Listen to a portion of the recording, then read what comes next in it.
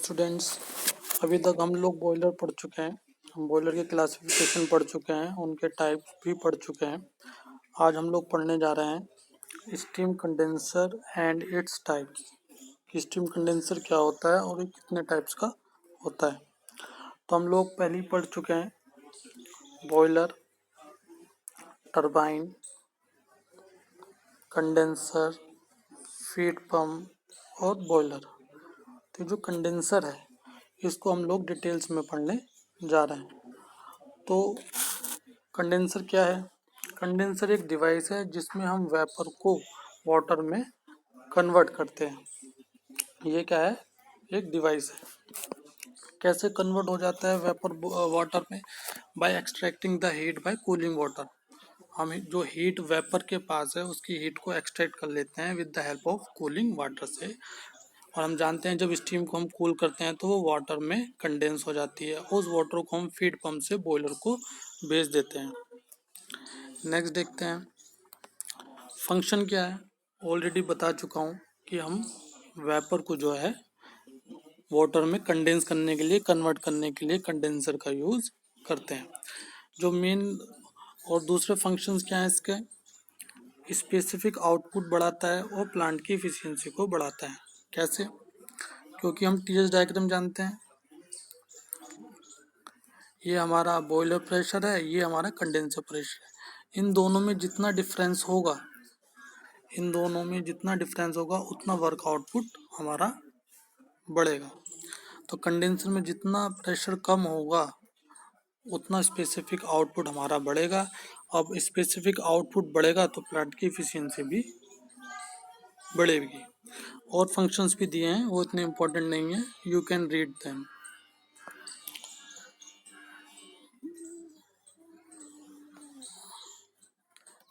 ये कंडेंसर के एलिमेंट्स हैं। कंडेंसर एक सिंगल इक्विपमेंट्स नहीं है, कंपोनेंट नहीं है, उसके साथ कई कंपोनेंट्स हम लोगों को लगाने पड़ते हैं ताकि वो सही से फंक्शन कर सके। कौन कौन से होते हैं देख लेते हैं। Air extraction pump, condensate extraction pump, cooling water extraction pump, hot well, cooling tower, makeup water pump और बॉयल फीड पंप। इसको हम ब्लॉक डायग्राम में समझ लेते हैं।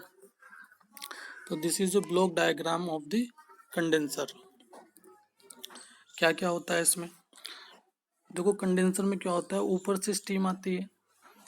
स्टीम इस ट्यूब के कांटेक्ट में आती है जिसमें कोल्ड वाटर फ्लो कर रहा है। कोल्ड वाटर के कांटेक्ट में आकर स्टीम क्या हो जाती है? कंडेंस हो जाती है। कंडेंस होने के बाद एक्सट्रैक्शन पंप से एक्सट्रैक्ट करके हम क्या वेल में स्टोर कर लेते हैं। स्टोर करने के बाद उसको फीड वाटर से बॉयलर में भेज देते हैं। This is a one cycle for steam cycle. और दूसरी साइकिल में क्या होता है, जो कूलिंग वाटर है जो ट्यूब में फ्लो कर रहा है वो स्टीम की हीट को लेकर इसमें जाएगा, कूलिंग टावर में जाएगा। कूलिंग टावर में कूल होने के बाद फिर से वो सर्कुलेट होता रहेगा। एक नेक्स्ट ये है आपका एयर एक्सट्रैक्शन पंप, जो कंडेंसर से एयर को एक्सट्रैक्ट करता रहता है क्योंकि we want to maintain the vacuum within the condenser. ये आपका कूलिंग टावर है, जो सर्कुलेटिंग वाटर जो सर्कुलेट हो रहा है थ्रू द कंडेंसर उसको वो कूल करता है। ये आपका हॉट वेल है। हॉट वेल में क्या होता है, स्टीम कंडेंस होने के बाद इसमें कन्वर्ट हो जाती है वाटर में, तो वो वाटर यहाँ पर कलेक्ट होता रहता है। इस वाटर को हम फीड वाटर से ही बॉयलर में भेजते हैं। फीड वाटर पंप को आप जानते ही हो, इसका काम क्या होता है। मेकअप वाटर पंप क्या होता है, इस पूरे प्रोसेस में जो पानी का लॉस, वाटर का लॉस होता है तो उसको मेकअप करने के लिए एक्स्ट्रा वाटर ऐड किया जाता है। तो these all are the components of the steam condenser plant. Next देखते हैं क्या क्या एडवांटेज हैं आपका कंडेंसर के। ये आउटपुट को बढ़ाता है, आउटपुट को क्या करता है, ये बढ़ाता है, थर्मल एफिशिएंसी को बढ़ाता है, और ये सब इसके जो एडवांटेजेस दिए हुए हैं। Next, classification. हम लोग जो है कंडेंसर को according to type of flow, according to cooling action के अकॉर्डिंग क्लासीफाई कर सकते हैं। पहले क्या, according to type of flow देख लेते हैं। Flow, parallel flow, counter flow और क्रॉस फ्लो। ये क्या होता है देखते हैं।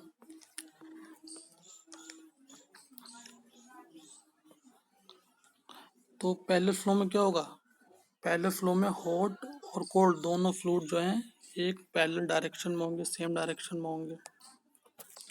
काउंटर में क्या होगा, हॉट और कोल्ड अपोजिट डायरेक्शन में होंगे। और क्लोज फ्लो में क्या होगा, ये पैरेलल भी होंगे और काउंटर भी होंगे, दोनों mix mix of the parallel और काउंटर फ्लो को हम क्रॉस फ्लो कहते हैं। नेक्स्ट देखते हैं, according to jet condenser type, low level parallel flow jet condenser, low level counter flow condenser. ये तीन ही हमको पढ़ने हैं, यही इम्पोर्टेंट है, और ये नेक्स्ट टू हमको नहीं पढ़ने हैं। देखते हैं, जेट कंडेंसर में क्या होता है कि जो स्टीम और वाटर है वो डायरेक्ट मिक्सिंग होती हैं। क्या होती है, डायरेक्ट मिक्सिंग होती है दोनों, और इसको हम जनरली यूज़ करते हैं पावर यूनिट्स में। ठीक है, और कूलिंग वाटर इज चीपली और इजीली अवेलेबल। नेक्स्ट देखते हैं, इसमें क्या होता है, कूलिंग वाटर आ रहा है, स्टीम यहाँ से आ रही है, दोनों पैरेलल कंडेंसेंट होके हम इसको फीड पंप से बॉयलर में भेज देंगे। काउंटर फ्लो में क्या होगा, काउंटर फ्लो में स्टीम और वाटर दोनों की डायरेक्शन डिफरेंट होगी। ये कूलिंग वाटर है जो डाउन, और ये स्टीम है जो अपवर्ड जा रही है। तो इसको हम क्या कहेंगे, काउंटर फ्लो टाइप कंडेंसर, जिसका नाम है low level of counter flow jet condenser. तो वर्किंग बहुत आसान है, आप लोग पढ़ोगे तो आपको समझ में आ जाएगी।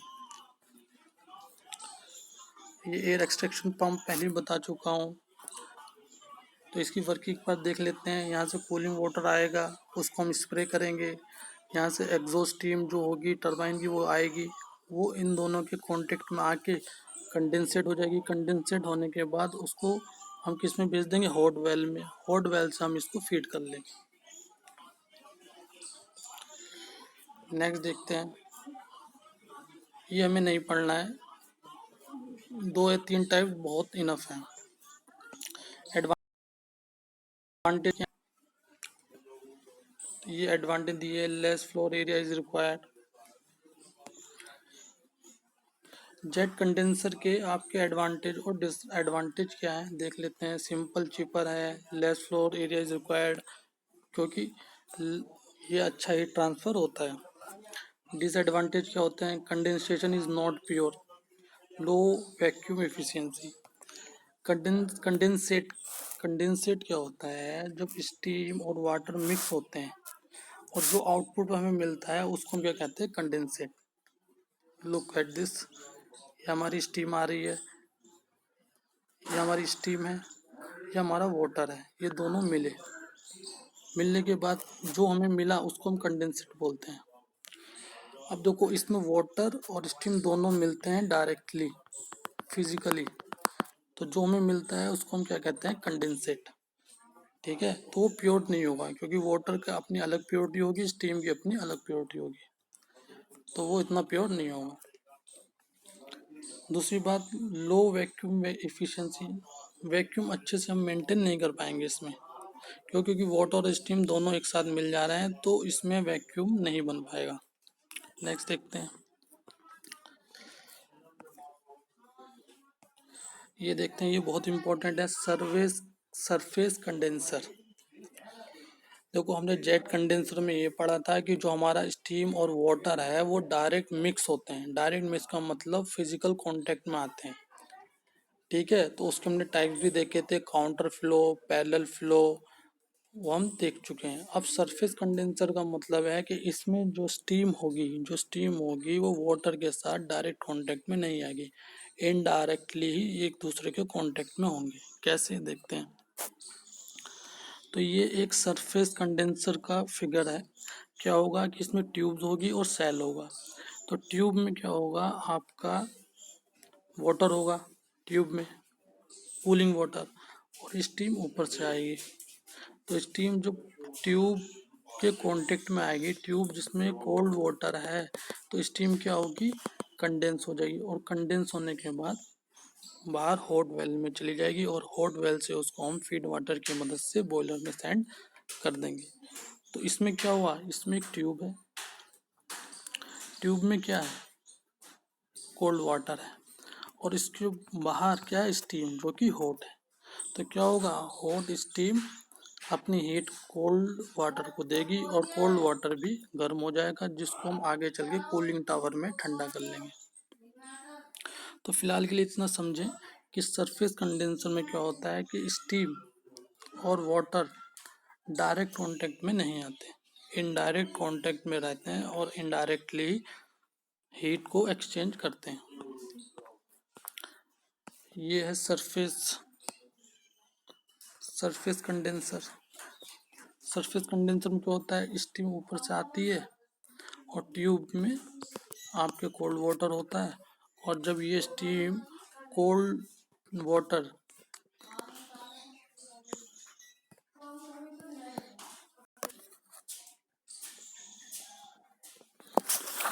ये कुछ प्रॉब्लम हो गई, तो ये क्या होगा, स्टीम ऊपर से आ रही है, ठीक है, और ट्यूब में कोल्ड वाटर है। तो जब हॉट स्टीम कोल्ड ट्यूब्स के कांटेक्ट में आएंगी तो ये कंडेंस हो जाएंगी, और कंडेंस होने के बाद बाहर एक्सट्रैक्शन पंप से हम इनको एक्सट्रैक्ट कर लेंगे। नेक्स्ट देखते हैं।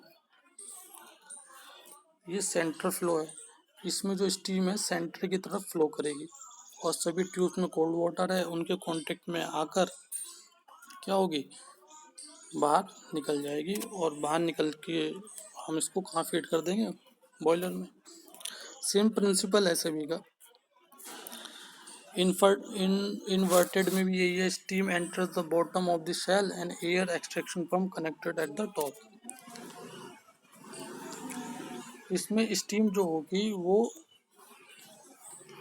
अपवर्ड पहले जाएगी, उसके बाद बॉटम पर आएगी, और इसी पीरियड में जो है वो जो ट्यूब्स हैं जिसमें कोल्ड वाटर फ्लो कर रहा है उनके कांटेक्ट में आएगी और कंडेंस हो जाएगी। नेक्स्ट देखते हैं इवोपरेटिव। नाम से ही पता चल रहा है इवोपरेशन। इवोपरेशन क्या होता है, जब कोई चीज़ इवोपरेट होती है तो वो ठंडी हो जाती है। तो जब वो ठंडी हो जाएगी तो स्टीम उसके कांटेक्ट में आके स्टीम भी ठंडी हो जाएगी। मीन्स जैसे कि वाटर है, यहाँ पर हम वाटर को क्या कर रहे हैं, स्प्रे कर रहे हैं, और ट्यूब्स में यहाँ पर स्टीम है। तो जब हम वाटर को स्प्रे करेंगे, फाइन पार्टिकल्स में उसको एटोमाइज करेंगे, तोड़ेंगे, तो क्या होगा, उसकी टेम्परेचर गिर जाएगा, उसका टेम्परेचर गिर जाएगा, वो ठंडा हो जाएगा, और ये ठंडा वाटर जब स्टीम के कांटेक्ट में आएगा जो कि ट्यूब में फ्लो कर रहा है, तो स्टीम भी ठंडी होगी, और स्टीम ठंडी होकर क्या बन जाएगी, कंडेंसेट। ये कंडेंसेट अब क्या करेंगे, आप जानते हैं, हॉट वेल में जाएगा, हॉट वेल से फीड पंप इसको बॉयलर में सेंड कर देगा। नेक्स्ट देखते हैं। तो ये एडवांटेज हैं किसके, सरफेस कंडेंसर के। क्या है, इसमें हाई वैक्यूम एफिशिएंसी होती है। क्या क्यों होती है, देख लेते हैं। क्योंकि हम जानते हैं कि इसमें, ये एक एग्जांपल के लिए मैं लेता हूँ, ट्यूब है, ट्यूब में कोल्ड वाटर है, कोल्ड वाटर है, इसमें वाटर है, ठीक है, और इसके बाहर क्या है, स्टीम है, इसके बाहर क्या है, स्टीम है, ठीक है। तो ये कोल्ड वाटर क्या होगा, स्टीम का टेम्परेचर हाई है तो ये अपनी हीट एनर्जी वाटर को देगा। अपनी स्टीम जब अपनी हीट एनर्जी वाटर को देगा तो स्टीम है उसका जो टेम्परेचर नीचे जाएगा। टेम्परेचर नीचे जाने से ये क्या हो जाएगा, कंडेंस हो जाएगा, यानी कि स्टीम वाटर में कन्वर्ट हो जाएगा। तो ये फेस चेंज हो रहा है, जब फेस चेंज होगा तो प्रेशर क्या होगा, गिर जाएगा और यहाँ पर क्या क्रिएट हो जाएगा, एक वैक्यूम। लेकिन जैसे मैंने पहले बताया था कि जो जेट कंडेंसर में क्या था, डायरेक्ट मिक्सिंग थी, तो वहाँ पर वैक्यूम नहीं क्रिएट होता था, क्योंकि वाटर और स्टीम दोनों फिजिकली मिल रहे थे। वहाँ इनडायरेक्टली कोई ट्यूब्स नहीं थी, वहाँ सिर्फ सेल था, यहाँ से स्टीम आती थी और वहाँ से वाटर आ जाता। लेकिन यहाँ इस सरफेस कंडेंसर में ट्यूब्स और सेल हैं, यानी कि वाटर सेपरेट है और स्टीम सेपरेट है। तो जब ये स्टीम वाटर में कन्वर्ट होगी तो उसका स्पेसिफिक वॉल्यूम 1000 टाइम्स लेस हो जाएगा और प्रेशर भी बहुत कम हो जाएगा। इसलिए हम लोग इसमें एयर एक्सट्रैक्शन पंप लगाते हैं, ताकि बाहर से एयर इसमें ना चली जाए। उसको हम आगे पढ़ेंगे कि एयर लीकेज के इफेक्ट क्या क्या होते हैं। तो आप समझ गए होंगे कि वैक्यूम क्यों क्रिएट होता है। जब भी फेस चेंज होता है तो वैक्यूम प्रेशर में डिफरेंस आता है। जैसे कि बॉयलर में जब हम लिक्विड को गर्म करते हैं, वो स्टीम में कन्वर्ट होता है तो प्रेशर बहुत हाई होता है। उसी का उल्टा कंडेंसर में होता है कि जब स्टीम को हम ठंडा करते हैं तो वो क्या होती है, वाटर में कन्वर्ट हो जाती है, यहाँ पर वैक्यूम क्रिएट हो जाता है, प्रेशर लो हो जाता है। प्योर कंडेंसर, क्योंकि स्टीम और वाटर दोनों अलग अलग हैं, इसलिए इसमें प्योर कंडेंसेट होता है। तो ये सब एडवांटेज हैं। ये डिसएडवांटेज भी आप देख लो क्या क्या है। Large amount of water is required, क्योंकि वाटर जो है ट्यूब में हम फ्लो करने के लिए पंप भी चाहिए और लार्ज अमाउंट में हमें वाटर भी चाहिए। कंस्ट्रक्शन कॉम्प्लिकेटेड है, क्योंकि इसमें हाई वैक्यूम क्रिएट हो रहा है। उस वैक्यूम को मेंटेन करने के लिए हमें एयर एक्सट्रैक्शन पंप भी चाहिए, फिर उसी हिसाब से ट्यूब्स की डिज़ाइनिंग भी चाहिए। तो इसलिए कह सकते हैं जो कंस्ट्रक्शन होगा इसका कॉम्प्लिकेटेड होगा। नेक्स्ट देखते हैं। यहाँ पर जेट कंडेंसर और सरफेस कंडेंसर में डिफरेंस दिया है, तो आप लोग इसको चाहो तो पढ़ सकते हैं, इजी है, क्योंकि मैं दोनों को पढ़ा चुका हूँ। जेट कंडेंसर भी मैंने पढ़ा दिया है और सरफेस कंडेंसर भी मैं पढ़ा दिया, तो आप इसको now you are able to differentiate both. तो source of air in condenser, ये बहुत इंपॉर्टेंट चीज़ है कि कंडेंसर में एयर कहाँ से आ जाएगी। इस बात को समझने के लिए मैं पहले ही बता चुका हूँ कि ये हमारा एक कंडेंसर है जिसमें ट्यूब्स हैं, ठीक है। कोल्ड वाटर यहाँ से आता है और हॉट बन जाता है। इस सेल में इसके चारों तरफ क्या है, स्टीम है, ठीक है। तो स्टीम क्या होती है, फेस चेंज करती है। स्टीम गैसियस फेज से किस में कन्वर्ट हो रही है, लिक्विड फेज में। तो इसकी वजह से क्या होगा, इसमें प्रेशर बहुत कम हो जाएगा, वैक्यूम क्रिएट हो जाएगा। जब वैक्यूम क्रिएट हो जाएगा, इसमें प्रेशर जो है एटमॉस्फेरिक प्रेशर से भी कम हो जाएगा। तो जो एटमॉस्फेरिक एयर है, जो एटमॉस्फेरिक एयर है वो क्या करेगी, कंडेंसर में घुसने की कोशिश करेगी, एंटर करने की कोशिश करेगी, और वो एंटर करेगी। इसलिए उस एयर को बाहर निकालने के लिए ही हम एयर एक्सट्रैक्शन पंप लगाते हैं, ताकि वैक्यूम मेंटेन रहे। तो आपको सोर्स पता चल गया होगा। नेक्स्ट देखते हैं इफेक्ट ऑफ एयर लीकेज। ये बहुत ही इंपॉर्टेंट है, पिछले साल भी क्वेश्चन आया था। एक बार अगर एयर कंडेंसर में चली जाए तो फिर क्या लॉस होगा।